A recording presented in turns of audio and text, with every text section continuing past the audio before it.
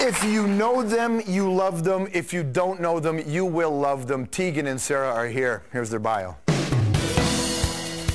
You know, George, as far as Canadian music goes, Tegan and Sara stand out for a lot of reasons.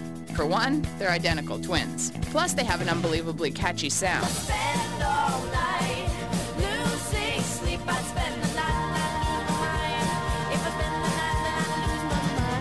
Not to mention a whole lot of personality. Shut the camera. I don't know how. Shut them out.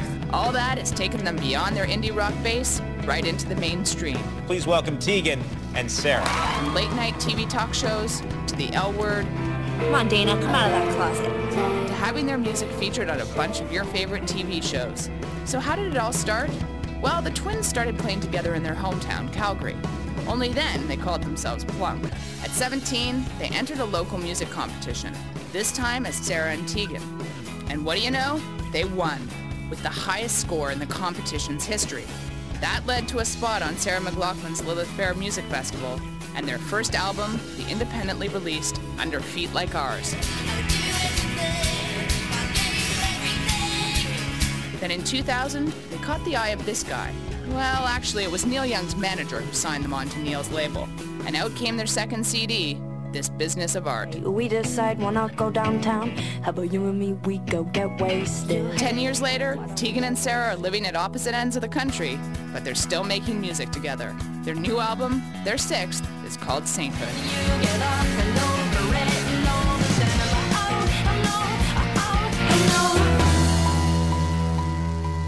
Tegan and Sara.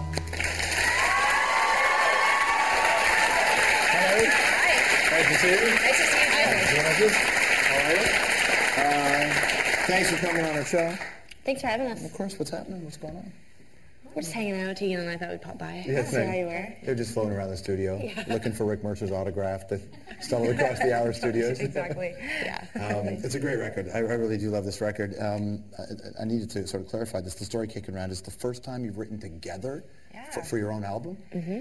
Sarah and I started writing songs when we were 15, so we were very, we were writing about things that we couldn't talk about out loud. So when it came to songwriting, it was very, like, we would hide in our separate bedrooms, and it was only out of necessity that I would even share my songs with Sarah. I just needed her to run the Ghetto Blaster and press record for me so I could, do the demo. So, yeah, no, it's never come up. It's sort of like this awkward thing where I've known her my whole life, and then all of a sudden it was like, she called me one day and was like, do you want to try writing songs together? And I was like, ooh, Okay, now when did that call come?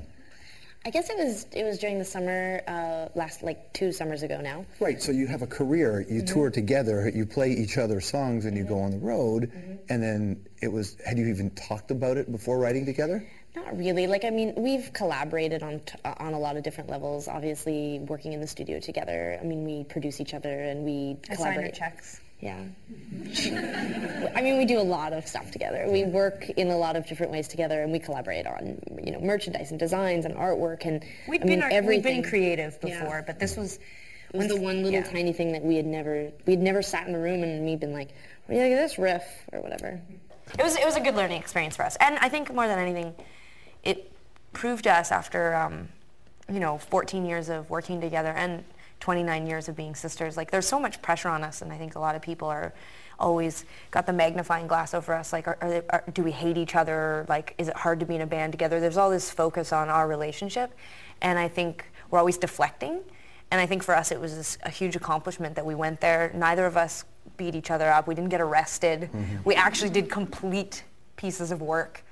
And we had something to show for it at the end of a week, and I think that was huge for us.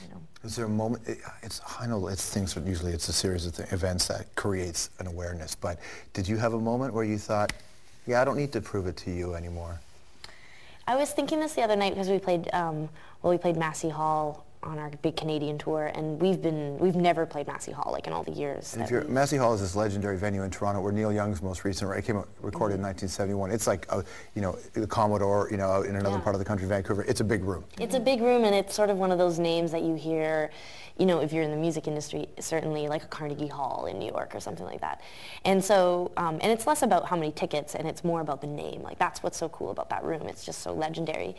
And I was really struck on stage that night how, we've been touring professionally for over 10 years, and I was standing on stage thinking like, it wasn't so much like, oh, we proved that we could do this. It was more like I was struck by like how moved I was to be on stage with Tegan and to see all these fans, so many industry people and friends, and I think that is what changes. Like you start to just enjoy it, and it's not this competition. It's not a race anymore. It's not about.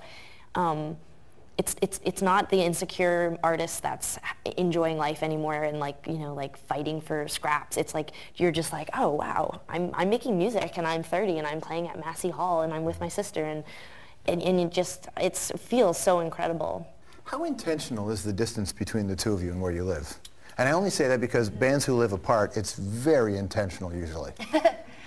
Well, Sarah's lived in Montreal 8 years now, so any intentional space that was, you know, initially created by Sarah's move feels so small now. You know, I mean, this country feels small to us. You know, we're traveling all the time, and we probably spend over 200 days of the year on the road, so we get a lot of bonding time in.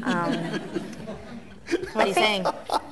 I'm just saying, like... Why did you say bonding like that? Yeah, we bond, we jam, whatever you did earlier. Yeah.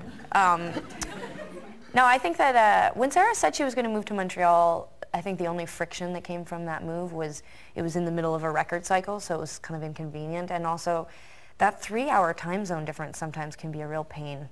You know, like our whole operation is run off the West Coast. Mm-hmm. So there were times when I felt her move represented a move away from music, not from me, but from our career. And what you mean to say is responsibility. Yeah, I felt like the responsibility was on me now because Sarah was in Montreal, blah, blah, blah, and I was like, hope you're having fun in your winter wonderland. So, but, snowshoeing or whatever you do. But, no, but now it doesn't. Soaking up culture. Yeah, exactly. Learning French. Oh, wait, no, you've been there 8 years and you haven't learned any, so. This is bonding, what you're experiencing right now.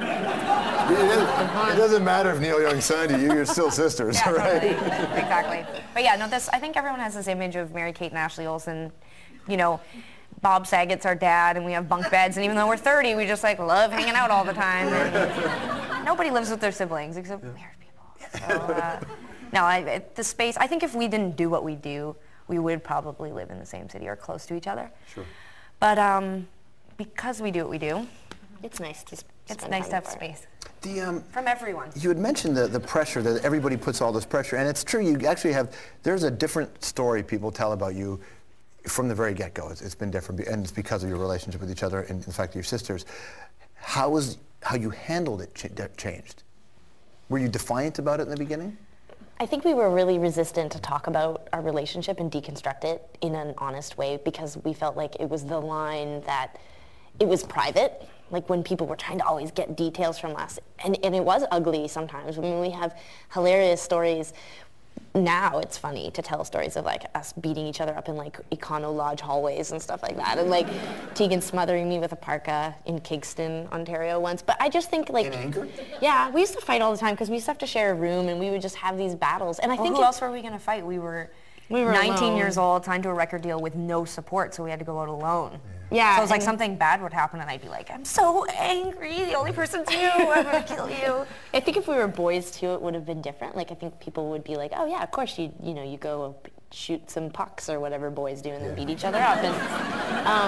Because that's not true. That's my Wednesday night. Right. You know? But I think people were like, oh yeah, does it get really crazy? And of course it did. I mean, it was ugly a lot of times, but that seemed like a private thing that we didn't want to talk about. And we wanted people to focus on the music. And now that people are sort of focused on the music, there is like less pressure, and we can sort of deconstruct our relationship in a way that feels like we're not exploiting the relationship. We're being honest about the relationship, and the relationship is that we adore one another, and we've spent years, like now over a decade, making music together, and there's no one I've had a more successful collaborative relationship with. And I think there's a sense of pride in that too. Like it is hard to be around your sibling. It's hard to be around anyone. I mean, between Tegan and my hairdresser, I've never really liked anyone for like more than like 2 or 3 years. And so I feel like it's a sense of accomplishment that allows us to open up. To you, George. Yeah, I'm fine. To you, I can handle it. Yeah. Well, now that they're getting along, we'll break them up. Sibling rivalry with Tegan and Sarah after this. Who's better at lying? We don't lie. I don't believe you. Who has the last word in an argument? Sarah. Who wins more arguments between the two of you? It never feels like winning. No.